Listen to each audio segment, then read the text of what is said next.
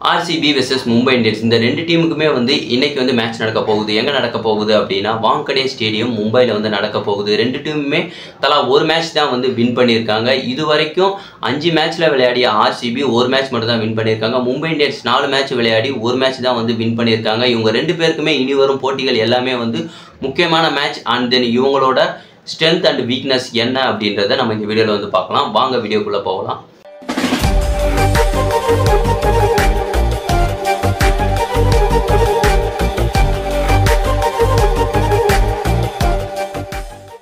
Hi hello everyone, நான் உங்கள் குணாமூர்த்தி.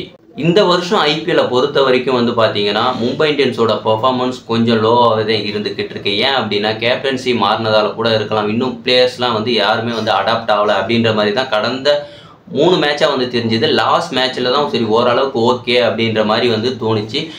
ஏன் சொல்கிறேன் அப்படின்னா கேப்டன்சி வந்து ரோஹித் சர்மா கிட்ட இருந்து ஹார்திக் பாண்டியா கிட்ட போனதால் வந்து என்னவோ டீமோட கோஆர்டினேஷன் அந்தளவுக்கு பிளேயர் சப்போர்ட் பண்ணல அப்படின்ற மாதிரி தெரிஞ்சுது ஒரு 2 மேட்ச்சில்.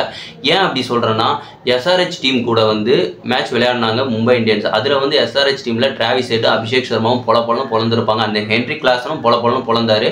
அப்போது வந்து என்ன ஆச்சு அப்படின்னா அவங்க வந்து ரன்ஸ் கன்சிடராக போய்கிட்டே இருக்குது. ஸோ அந்த நேரத்தில் ஏன் பும்ராக்கு ஓவர் கொடுக்கல அப்படின்னு சொல்லிட்டு ரசிகர்களுக்கிடையே ரொம்ப வந்து கான்ட்ரவர்சியாக போயிட்டு இருந்தது. ஏன் அப்படின்னா பவர் பிளேயில் வந்து முக்கியமாக விக்கெட் எடுக்கக்கூடியவர் மும்பை இந்தியன்ஸில் ஜஸ்பிரீத் பும்ரா. அவர்கிட்ட ஓவர் கொடுக்காம எதுக்கு தொடர்ந்து நீங்கள் ஸ்பின்னுக்கே போய்கிட்டு இருக்கீங்க அப்படின்றத கேள்வி எழுப்பினாங்க. பட் ஆனால் அவங்க ரன் எல்லாம் ஸ்கோர் பண்ணதுக்கப்புறம் பும்ரா கிட்ட கொடுத்தாங்க. ஆனால் பும்ரா வந்து அன்னைக்கு ரன்ஸை வந்து கன்சிடர் பண்ணது ரொம்பவே கம்மி, எக்கனாமிக்கலானதாக ஓவர் போட்டுட்டு போனார். அண்ட் தென் அதுக்கு அடுத்த மேட்ச்சில் எல்லாமே வந்து சரி ஓகேன்ற மாதிரி தான் தோணுச்சு. அதுக்கப்புறம் வந்து அந்த மேட்ச்லேயே ரோஹித் சர்மா வந்து கேப்டன்சியை தன்வசம் வந்து படுத்திக்கிட்டாரு. அதுக்கப்புறம் லாஸ்ட் மேட்ச்சில் சூரியகுமார் யாதவ் வந்து ஃபிட் ஆகி வந்துட்டார். ஸோ இவர் வந்ததால் ஒரு ராசியோ என்னமோ தெரியல, லாஸ்ட் மேட்ச் வந்து வின் பண்ணாங்க. அந்த ஒரு சக்தி வந்த மாதிரி இருந்தது. ரொமேரோ ஷெப்போடும் வந்து நல்லாவே அடித்தார். அந்த டிம் டேவிடும் நல்லா விளையாடினார்.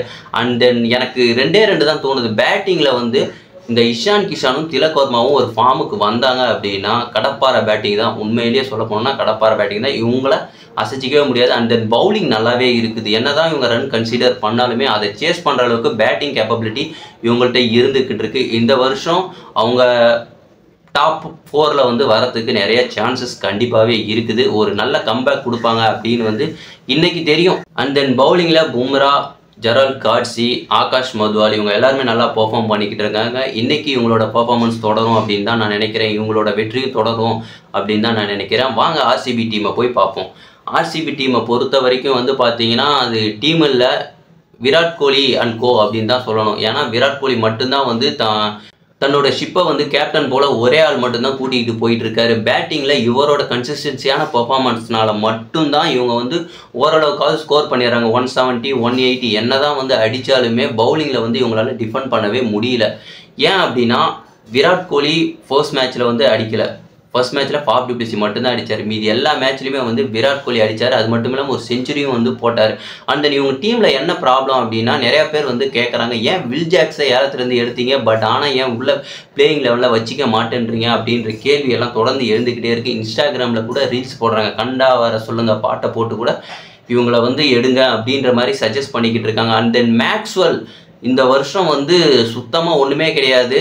கடைசி வருஷம் வந்து ODI அவங்க டீம் வேர்ல்டு கப்புக்காக ஒரே மனுஷனாக நின்று ஹையஸ்ட் ரன் டபுள் செஞ்சுரி வந்து போட்டார் ஆப்கானிஸ்தானுக்கு எதிராக உடஞ்ச காலோட. பட் ஆனால் இந்த IPLல வந்து விளையாடவே அந்தளவுக்கு பர்ஃபார்மன்ஸ் இல்லை. விக்கெட்டும் எடுக்கலை, பேட்டிங்கும் அந்தளவுக்கு பர்ஃபார்மன்ஸ் இல்லை. எனக்கு தெரிஞ்சு மேக்ஸ்வெல்லை உட்கார வச்சிடலாம். அவர் 2 மேட்ச் உட்கார வச்சிங்க அப்படின்னா அதுக்கப்புறம் ஒரு கம்பேக் கொடுப்பாரு, நல்லா பெர்ஃபார்ம் பண்ணுவார் அப்படின்ற மாதிரி தெரியுது. எனக்கு தெரிஞ்சு Virat Kohli and then will Jacks பதிலாக ஃபாஃப் டு பிளேசி, வில் ஜாக்ஸை எடுங்க.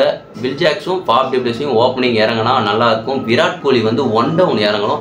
அதுக்கடுத்து வந்து ரஜத் பட்டிதாரோ இல்லை கேமரோன் க்ரீனையோ இறக்கலாம். அதுக்கடுத்து வந்து தினேஷ் கார்த்திக் இருக்கலாம். மஹிபால் லார்மர் லாஸ்ட் மேட்ச்சுக்கு முந்தின மேட்ச் வந்து 13 பாலுக்கு 33 ரன் அடித்தார். அவரை எதுக்கு உட்கார வச்சாங்க அப்படின்னு எனக்கு சத்தியமாக புரியவே இல்லை. ரன்னை வந்து பாலுக்கு ஈக்குவலாக அடிச்சுக்கிட்டு வரவங்கள தன்னோட டீமில் வச்சுக்கிட்டு கம்மி பாலுக்கு அதிக ரன் அடிக்கக்கூடிய பிளேயர் தான் T20க்கு தேவை. அவரை தூக்கி போய் வெளியே போட்டுட்டு என்ன பண்ணுறாங்கன்னு அவங்கள்ட்ட தெரியல. இவங்கள்ட்ட பேட்டிங்கில் சரி ஓகே ஒவ்வொரு மேட்ச்லையும் வந்து ரன் ஸ்கோர் பண்ணிவிடுவாங்க. பட் பவுலிங்கில் வந்து அதிகமாக வந்து கன்சிடர் பண்ணிக்கிட்டே இருக்காங்க. ரன்ஸை வந்து கட்டுப்படுத்தவே முடியல.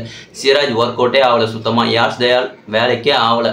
அதுக்கடுத்து டேகர்னு ஒரு பவுலர் இருக்கார், அவரும் வேலைக்கே ஆகலை. எப்படி தான் வந்து இந்த பவுலிங் யூனிட்டை நினச்சாதான் ரொம்பவே பரிதாபமாக இருக்குது. இந்த வருஷம் வந்து அவங்க கோப்பையை வின் பண்ணுறதா டாப் 4ல் போகிறதே ரொம்ப கஷ்டமாகவே இருக்குது.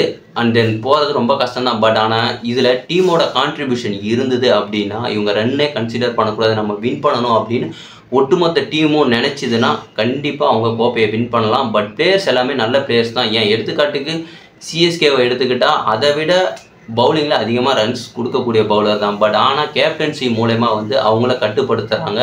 பட் ஒருவேளை ஃபாஃப் டு பிளெஸி கேப்டனாக இருக்கிறதால என்னவோ அவரோட பேட்டிங்லேயும் பர்ஃபார்மன்ஸ் அதிகமாக பண்ண மாட்டேங்கிறாரு. இப்போ ஏன்னா சிஎஸ்கேல இருக்கும்போது அவரோட பேட்டிங் அந்தளவுக்கு நல்லா இருந்தது, பர்ஃபார்மன்ஸ் நல்லா பண்ணிக்கிட்டு இருந்தார். கேப்டன்சி அப்படின்ற ஒரு பொறுப்பு வந்ததால் இப்போ அந்தளவுக்கு அவர்கிட்ட பேட்டிங்லேருந்து பர்ஃபார்மன்ஸ் வரதில்லை அப்படின்ற மாதிரி எனக்கு தோணுது. நீங்கள் ஆர்சிபி டீமில் எந்தெந்த சேஞ்சஸ் பண்ணால் இவங்க டீம் வந்து வின் பண்ணும், ஒவ்வொரு மேட்சும் அவங்களோட பர்ஃபார்மன்ஸ் நல்லா இருக்கும் அப்படின்னு யாரை ரீப்ளேஸ் பண்ணால் நல்லா இருக்கும் அப்படின்றது நீங்கள் நினைக்கிறீங்க அப்படின்றத கமெண்ட்டில் சொல்லுங்கள். அண்ட் தென் இன்றைக்கி மேட்ச்சில் யார் வின் பண்ணுவாங்க அப்படின்றதையும் கமெண்ட்டில் சொல்லுங்கள். நம்ம மீண்டும் இன்னொரு வீடியோவில் வந்து சந்திப்போம். பாய்.